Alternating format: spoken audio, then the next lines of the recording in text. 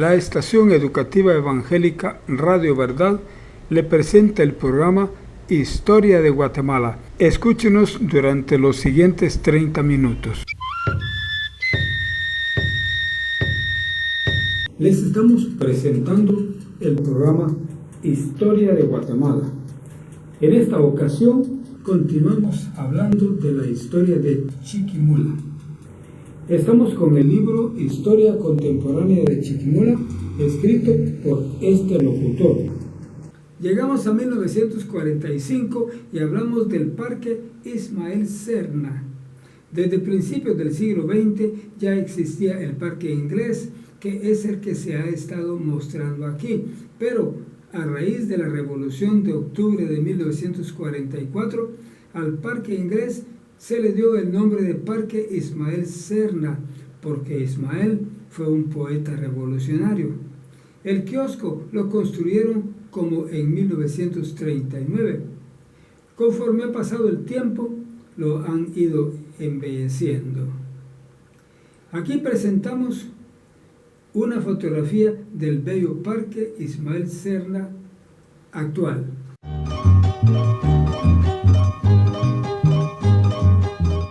Llegamos al año 1947 con la muerte de Miss Ruth y otros datos. En abril de 1947 falleció la notable misionera de la Misión Amigos, Miss Ruth Esther Smith, la que había forjado toda la obra de los amigos en Guatemala, Honduras y El Salvador desde el 1908. Los de la familia directa de este locutor tuvieron el privilegio de llevarle un regalo de cumpleaños pocos días antes de su muerte. Al año siguiente, 1948, falleció también don Bernardino Ramírez, uno de los más grandes predicadores de los amigos. Don Bernardino había sido pastor muy elocuente en Zacapa e Ipala. A continuación se presentan las lápidas fúnebres de Miss Ruth y de don Bernardino Ramírez.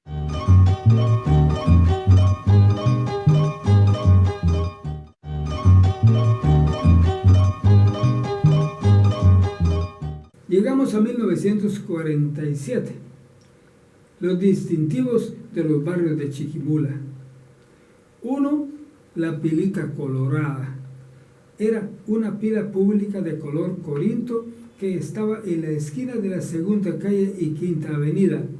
En ella lavaban su ropa y se bañaban casi todos los habitantes del barrio de los Desnudos, o sea, Sasmo Arriba.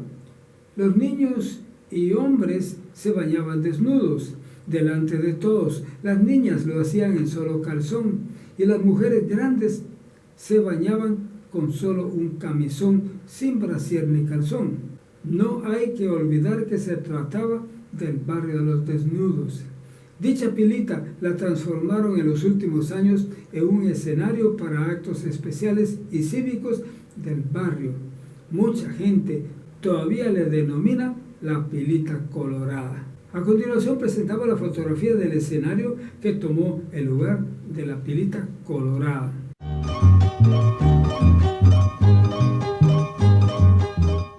Dos, la pilona.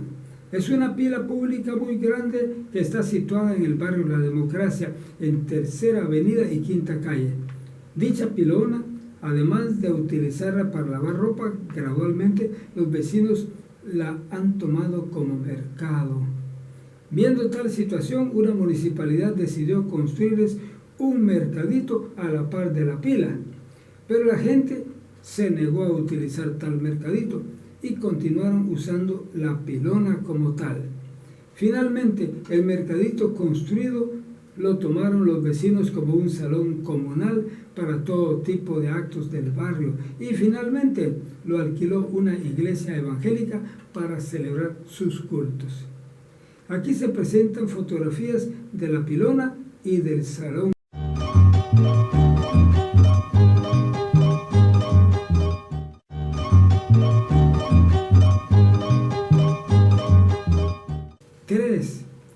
La pilona del teatro.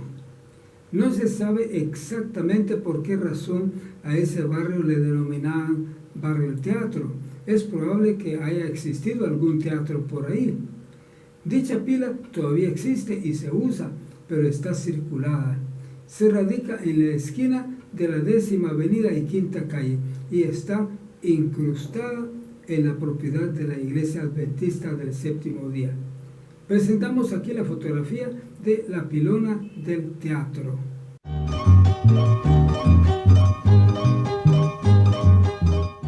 ¡4! El Conacaste. Estaba situado en la esquina de la 5ª Avenida y 1ª Calle, a una cuadra de la Pilita Colorada. Era un árbol de conacaste con su abundante fruto de orejas. Ahí comenzaba un zanjón hacia el norte. La gente pobre utilizaba las orejas del conacaste en vez de jabón.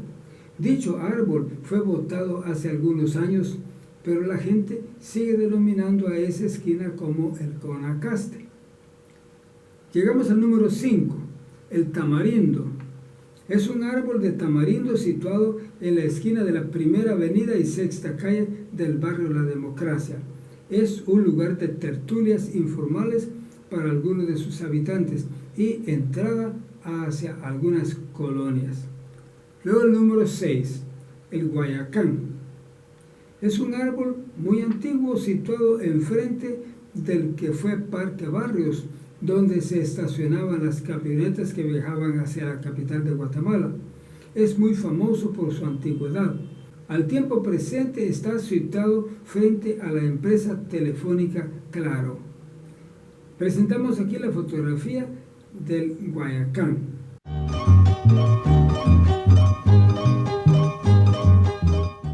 Número 7. El tampisque. Es un árbol muy antiguo situado casi por la entrada dentro del cementerio original de Chiquimula. Se hizo muy famoso porque en él fusilaban a todos los convictos de asesinato, especialmente en los tiempos del general Jorge Ubico Castañeda. A continuación se presenta la fotografía del tempisque junto a la entrada del cementerio.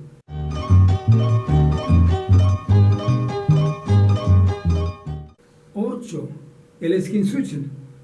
La gente común le llamaba esquinzuche, pero su nombre correcto es esquinzuchil. Es un árbol que estaba situado a la entrada noroccidental del Parque Central Ismael Serna, el cual ya fue botado. Llegamos a 1948, la guardería infantil. La guardería infantil de Chiquimula fue fundada por el doctor Juan José Arévalo Bermejo como en 1948 y estaba radicada en el mismo lugar con la planta de hielo municipal. Según decían, la finalidad principal del presidente no era exactamente el cuidado de los niños, sino tener a los niños en su poder para entrenarlos en el comunismo a su temprana edad. El centro consistía en un lugar para guardar y cuidar a los niños pequeños, mientras sus padres se iban a trabajar. Básicamente la idea era buena. En dicha guardería estuvo trabajando la ex primera dama de la nación, doña Odilia Palomo de Castillo Armas, quien llegó a ser esposa del expresidente coronel Carlos Castillo Armas. Este centro asistencial se transformó en el Centro Álida España Bracamonte en el año 1974. Aquí a la izquierda de la fotografía se presenta a doña Odilia Palomo de Castillo Armas en la guardería junto con los niños.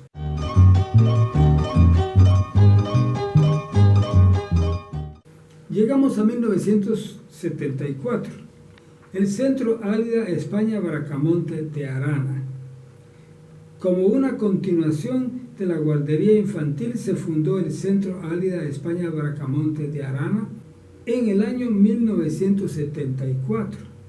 Es una institución de la Secretaría de Bienestar Social, pero en sí es un centro de atención integral Álida España Bracamonte de Arana, Desde 1948 se había abierto lo que era la guardería infantil. En 1971, el expresidente general Carlos Manuel Arana Osorio comenzó a transformar lo que era la guardería hasta convertirlo en el Centro de Atención Integral Álida España Bracamonte de Arana. Doña Álida España Bracamonte era su esposa. El objetivo del centro es ayudar a las personas de escasos recursos que trabajan. De los niños que se inscriben, la mayoría son hijos de madres solteras que los dejan en el Centro de Atención Integral para que se los cuiden mientras ellas van a trabajar. Alrededor de unos 10 años más tarde, se cambió el tipo de atención y llegó a tener más proyectos y beneficios. Ahora funciona también en dicho centro la escuela de párvulos. Los niños que tienen de 8 meses de edad hasta los 4 años se mantienen con niñeras, las cuales están legalmente registradas como tales a nivel nacional. De 4 años de edad es prekinder, de 5 años es kinder y de 6 años es preparatoria. Esos 3 niveles de educación están a cargo de maestras del Ministerio de Educación, las cuales están bajo un plan de convenio establecido entre la Secretaría de Bienestar Social y el Ministerio de Educación. No están directamente bajo los lineamientos del Ministerio de Educación, por lo tanto, estas maestras no asisten a convocatorias, huelgas u otras actividades. En el centro se atienden todos los días de lunes a viernes sin excepción. También a los niños se les da alimentación, la cual está repartida en 4 tiempos de comida, que son desayuno, refacción, almuerzo y refacción. Para la hora de la cena ya sus padres se lo llevan. El menú alimenticio está proporcionado por una nutricionista de la ciudad capital, quien tiene todo el régimen de qué dar cada día. También se tiene el programa de refuerzo escolar, ya que si las madres tienen sus hijos de 7 años a 12, o sea, el nivel primario, los cuales se encuentran estudiando en una escuela pública por la mañana, al mediodía, que los niños salen de la escuela, sus padres los llegan a dejar al centro para no dejarlos solos y se les da lo que es la alimentación. También se les ayuda con las tareas que les dejan en la escuela. Hay una maestra encargada que llega y les pregunta qué tarea o trabajo les dejaron y les ayudan unas maestras a hacerlo. Ninguna persona que llega a dejar a sus niños al Centro de Atención Integral paga, todo es gratis. Hemos llegado a 1950, la Administración de Rentas, lo que en la actualidad es la Superintendencia de Administración Tributaria, SAT. En los tiempos antiguos era la Administración de Rentas. Junto a la administración vivían unas 2 viejecitas de apellido Mata. Por los años 1950, el administrador era don Ramón García Strani y el jefe de receptores fiscales era don Genaro Ovidio Madrid Salguero, padre de este locutor. A su cargo estaban un grupo de receptores fiscales, entre los cuales estaba don Justo Paz Quesada, don Óscar Valenzuela y don Pablo Cárdenas. El notificador era don Maco Durán, quien todavía vivía al momento de escribir este libro. El administrador era el licenciado Ramón García Strani. En este año, a don Genaro Ovidio Madrid lo nombraron como juez de paz para Salamá, Baja Verapaz, con lo cual subiría su categoría y salario. Pero la mayor parte de sus subalternos se pusieron de acuerdo con el administrador para boicotearle su nuevo empleo. De inmediato le robaron todos los objetos decomisados que él tenía bajo su responsabilidad. El administrador se puso en una posición intransigente porque estaba de acuerdo con sus enemigos y le exigió entregar dichos objetos. Don Genaro, muy afligido, acudió a los chinos para que le vendieran fiadas las prendas de vestir que le habían robado sus subalternos. Cuando los trajo para entregarlos al administrador, éste le dijo: ahora ya no queremos las cosas, queremos el dinero, porque lo que él quería era fastidiarlo. Entonces el administrador cursó el caso al juzgado de paz y le levantaron un proceso penal a don Genaro Ovidio. Para el juicio habían preparado al señor Óscar Valenzuela para que él diera falso testimonio en su contra. Él iba a decir que a don Genaro Ovidio siempre lo habían conocido como un ladrón y que siempre habían tenido ese problema con él. Don Genaro Ovidio solo estaba pidiendo la intervención divina ante el caso, la cual pronto llegó. Muy temprano de la mañana, en la cual el señor Óscar Valenzuela habría de prestar su falso testimonio contra él, su propio perro le mordió la boca con la cual habría de dar el falso testimonio y se la dejó cerrada, entretejida. Y él mismo sintió la reprensión de Dios, comprendiendo que era un castigo divino por lo que iba a hacer. Pues llegándose la hora del testimonio ante el juzgado, el señor Óscar Valenzuela pidió por señas un papel para escribir su testimonio y dio un testimonio diciendo toda la verdad. De esa manera don Genaro Ovidio Madrid quedó libre del proceso en su contra y fue a tomar posesión de su nuevo y mejor cargo como juez de paz en Salamá. Cuando él entregó la jefatura de receptores fiscales, le entregó el cargo a don Pablo Cárdenas Castillo, quien permaneció en dicho puesto por muchos años hasta que se jubiló. Ahora presentamos una fotografía de don Pablo Cárdenas Castillo con Edgar Amílcar Madrid.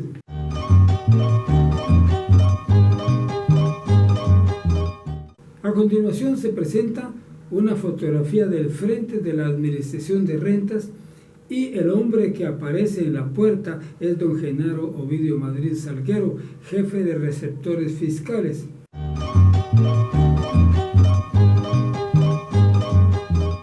Para el tiempo de la Guerra de Liberación en 1954, cuando ya habían tomado Chiquimula, establecieron en este edificio como Casa de Gobierno. Es el mismo edificio que ahora alberga la SAT. Llegamos a 1950 y hablamos de la calzada de Chiquimula. Todas las calles de Chiquimula, desde su fundación alrededor del año 1768, estaban debidamente empedradas. Así permanecieron como hasta los años 1980 o 1990. Había una famosa catedrática de la Universidad de George Fox en Newberg, Oregón, Estados Unidos, que siempre que se mencionaba la existencia de calles empedradas, decía: ahí estuvieron los romanos. Eso indica que fueron los romanos quienes se inventaron las calles empedradas y de ellos se propagaron en todo el mundo occidental. La calle que en este tiempo conducía hasta la estación de los ferrocarriles en Chiquimula era la Quinta Calle Oriente, la cual cruzaba hacia el norte para llegar a la estación. La tercera calle solo llegaba hasta la 10ª Avenida, pero en el año 1950 el expresidente doctor Juan José Arévalo Bermejo construyó la calzada de la tercera calle, rompiendo la calle desde la 10ª Avenida hasta la estación de los ferrocarriles. Toda esa calzada fue asfaltada desde la 6ª Avenida hasta la estación. Cuando el doctor Arévalo construyó dicha calzada, hubo algunos reclamos de parte de Zacapa de que por qué razón no habían construido esa calzada en Zacapa. La respuesta del gobierno fue que en las calles tan angostas de Zacapa no cabían las grandes máquinas que se necesitaban para asfaltar.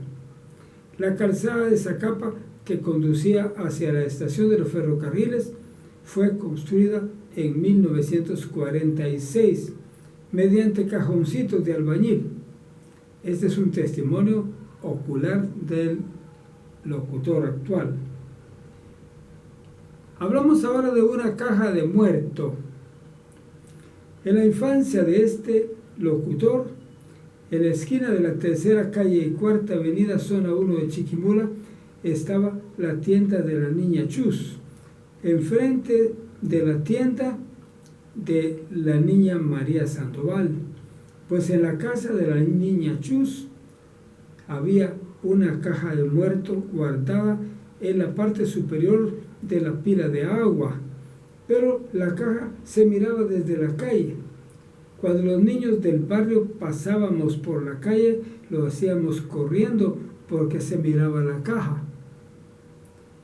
El caso es que la niña Chus tenía a su esposo, don Patrocinio Cardona, quien falleció en la ciudad de Guatemala. Al darse cuenta la niña Chus de su fallecimiento, corrió a comprarle una caja mortuoria. Al traer el muerto desde Guatemala ya venía con su caja, como era lógico. Entonces la niña Chus corrió a tratar de devolver la caja que había comprado para él, pero ya no era necesaria. Pero la funeraria le dijeron que la caja ya estaba vendida y no se la quisieron recibir. Entonces la niña Chus dijo, pues la dejo para cuando yo me muera, y la guardó arriba de la pila de agua. Esa caja de muerto permaneció ahí arriba como por más de 15 años y ella no parecía que se fuera a morir. La caja funcionaba como un amuleto de la buena suerte.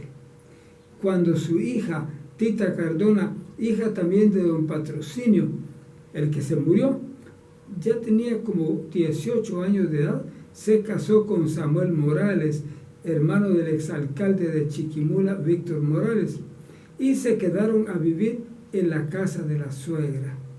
Samuel, ya viviendo en dicha casa, comenzó a remodelar toda la vivienda. Lo primero que hizo fue mandar a tirar la caja de muerto.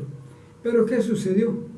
Que al solo mandar a tirar la caja, que era su amuleto, se murió doña Chus y tuvieron que comprar otra caja nueva porque la vieja ya se había tirado al basurero. Había perdido su amuleto por el cual no se moría. Hablando de la Tita Cardona, fue maestra en el Colegio Amigos y en un viaje turístico que hicieron con su esposo Samuel Morales a Costa Rica, falleció en un grave accidente de tránsito en aquel lugar. Llegamos a 1951 y hablamos de Jacobo Arbenz Guzmán. Cuando el coronel Jacobo Arbenz Guzmán fue electo como presidente de Guatemala, era bastante popular y él se hacía llamar el soldado del pueblo. Se decía que durante su campaña presidencial muchos indígenas gritaban ¡Viva Arganas! Pero conforme fue gobernando, su popularidad fue descendiendo con rapidez debido a su ideología comunista. Él se casó con una rusa salvadoreña, María Vilanova de Arbenz. Durante su gobierno se decía que no era él quien gobernaba el país, sino su esposa, la rusa. Durante su gobierno pasaron una ley crítica, el decreto 900, ley de reforma agraria. Con esta nueva ley estaba comenzando a introducir el comunismo en Guatemala y por supuesto dicha ley causó mucho revuelo en la población. Lo que sucedía era así: los agrarios llegaban a hablar con los campesinos y trataban de disuadirlos diciéndoles que los ricos los estaban explotando y que toda esa su riqueza era causada por el trabajo duro de ellos.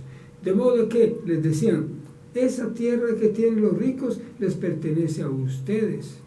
Luego les decían, hagamos una cosa, mátenlo y nosotros les repartimos la finca a todos ustedes. Con decirles esto, ilusionaban a los campesinos, y estos venían y mataban a machetazos al dueño de la finca. Después de muerto, los agrarios les repartían la tierra. En Chiquimula sucedió eso mismo cuando los mozos mataron con 17 machetazos al doctor Lira, y los agrarios les repartieron su finca. Chiqui Lira, la hija del doctor, murió de no comer porque era gorda y no le agradaba que se lo dijeran. A la finca de Tito Valdés también llegaron los agrarios queriéndolo matar para quitarle su finca, pero él sacó la pistola, hizo varios disparos al aire y todos salieron huyendo. Tito Valdés era muy valiente. El hecho de que repartieran tierras a los campesinos estaba bien, pero no a costa de robársela y matar al finquero. Años después, también el presidente Miguel Hidalgo de las Fuentes repartió tierras a los campesinos, pero de las tierras ociosas del Estado. En Guatemala ya se había enraizado el comunismo por el año 1953 y habían impuesto racionamiento de alimentos tal como lo hacen en todos los países comunistas. En Chiquimula, a cada familia de 8 miembros le permitían comprar solo 3 libras de azúcar, 3 libras de frijol y 2 libras de arroz, y así para toda la semana.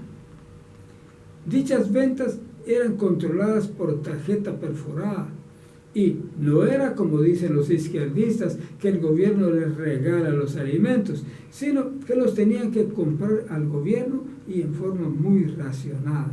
El que controlaba los alimentos era un vecino de este locutor, y por supuesto este locutor es testigo de ello porque lo vio en carne propia. Cuando ya se rumoraba la nueva revolución de 1954, los del gobierno asesinaron a 2 hondureños que habían llegado para vender cerdos, todo porque se decía que la invasión vendría desde Honduras. También introdujo la ley del inquilinato, por medio de la cual los inquilinos de un inmueble podrían robarse dicho inmueble. Esta ley parece que está vigente todavía. Hablemos ahora acerca de las torturas durante el gobierno de Jacobo Arbenz.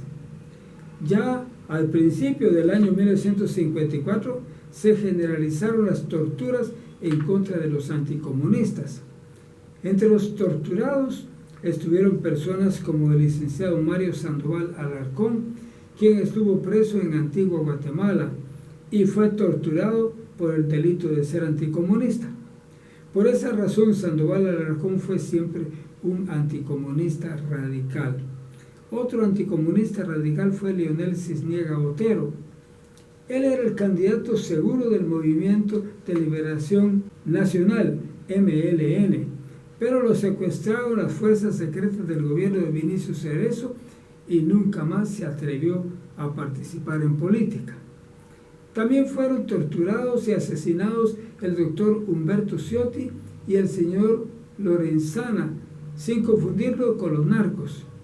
De Chiquimula se llevaron preso a don Rubén Tejada y tenían a los prisioneros anticomunistas en ciertos recintos del Palacio Nacional como escudos humanos. Don Rubén contaba que todas las mañanas llegaban los torturadores a sacar a un grupo para ser torturados. Una mañana dijeron: todos los que tienen más de 60 años de edad afuera. Don Rubén se afligió porque él tenía 70, pero cuando iba saliendo, uno de los torturadores le dijo: usted quítese de aquí, a usted lo conozco yo. Y así se libró de las torturas. Fue muy novedoso en el barrio cuando don Rubén Tejada regresó a Chiquimula sano y salvo. También hubo muchas torturas en Antigua Guatemala y en Puerto Barrios. Las torturas en Puerto Barrios fueron terribles e increíbles.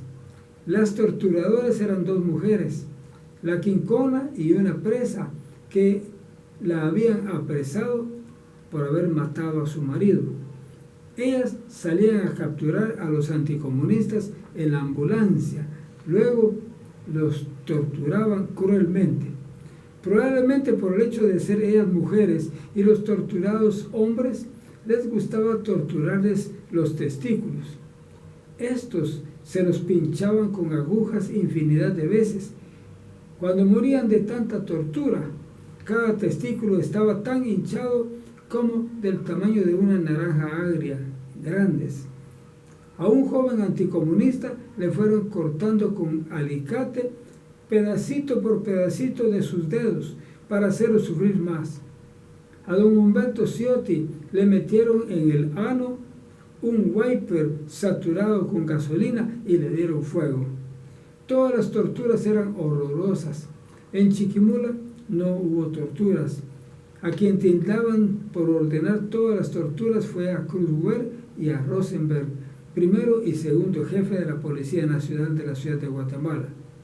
En el Museo Dr. Edgar Amílcar Madrid se exhibe un libro grueso impreso en la Tipografía Nacional de Guatemala titulado El Calvario de Guatemala. En dicho libro aparecen descripciones y fotografías de casi todas las torturas llevadas a cabo durante el gobierno del coronel Jacobo Arbenz Guzmán.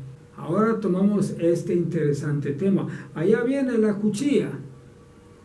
La gente decía que hacían una tortura asquerosa en la cual metían a los reos dentro de una pila llena de excremento aguado y cuando estaban dentro de la pila anegados por el excremento les gritaban: allá va la cuchilla, mucha. Y para que la cuchilla no les cortara la cabeza tenían que sumergirse totalmente en el excremento. Es muy probable que esta tortura fuera solo un chiste de la temporada, pero de las horrorosas torturas sucedidas en Puerto Barrios, este locutor de niño fue testigo, porque era amigo con la principal torturadora, doña Elvira López, apodada la Arquincona. Cuando se firmó el Pacto de San Salvador, el padre de este locutor, siendo el juez de paz de Puerto Barrios, ordenó catear la casa del partido oficial, PRG, y entre papeles a medio quemar apareció parcialmente quemado una lista de los hombres a quienes habrían de torturar y asesinar cuando el Ejército de Liberación pasara por el túnel de Puerto Barrios. En dicha lista aparecía el padre de este locutor agrupado en la Brigada María Chinchilla, que había sido una lideresa comunista que murió en una manifestación izquierdista antigubernal en tiempos del general Jorge Ubico Castañeda. En opinión de la profesora Lesbia Hortensia Pinto de Bacaro, los gobiernos revolucionarios fueron efímeros, solo gobernaron durante 10 años, hasta que fueron derrocados por el coronel Carlos Castillo Armas.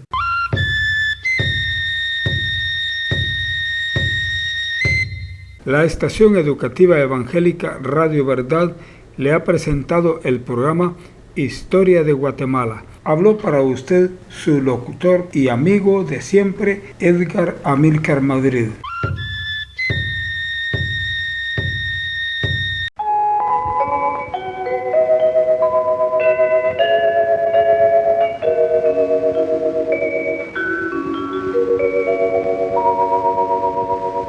Transmite la estación educativa evangélica Radio Verdad y Radio Verdad Internacional, afiliada a Radio Nederland de Holanda, con una voz de avivamiento para usted, en 4055 kHz, banda de 74 metros de la onda corta. Escúchenos también por internet y vea nuestra televisión en el canal Radio Verdad TV de YouTube. Necesitamos que reporte nuestra señal por correo electrónico a radioverdad5@yahoo.com. Esperamos su carta hoy.